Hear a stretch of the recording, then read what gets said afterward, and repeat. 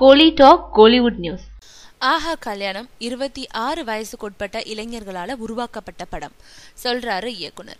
ஹிந்தியில வெளியான பேன் பஜா பாரத் படத்தை தமிழ்ல ஆஹா கல்யாணம்ன்ற பெயர்ல ரீமேக் செஞ்சிருக்காங்க. நானி, வாணி கபூர், சிம்ரன் நடிச்சிருக்காங்க. விஷ்ணுவர்தனோட உதவியாளர் கோகுல கிருஷ்ணன் இயக்கியிருக்காரு.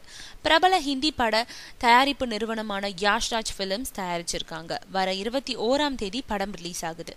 இது பத்தி இயக்குனர் கோகுல கிருஷ்ணன் சொல்லியிருக்கிறது. இந்தியாவோட மிக சிறந்த காதல் படமான பேன் பஜா பாரத் படத்தை தமிழ் கலாச்சாரத்துக்கு ஏற்ப மாத்தி வழங்கியிருக்கேன்.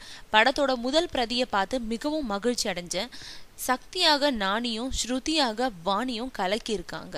காட்சிக்கு காட்சி திரையில இவங்களோட இளமை குறும்பு கொப்பளிச்சுக்கிட்டே இருக்கும். எங்களோட ஒட்டுமொத்த குழுவுக்கும் சராசரி வயசு 26க்கு மேல இருக்காது.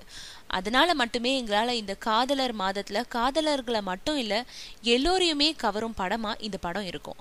புதிய இயக்குனரான நான் வெற்றி பெற்றா பல புதிய இயக்குனர்களுக்கு வாய்ப்புகள் பெருகுன்றதுனால என்னோட பொறுப்புணர்ச்சியும் அதிகமாகி இருக்கு.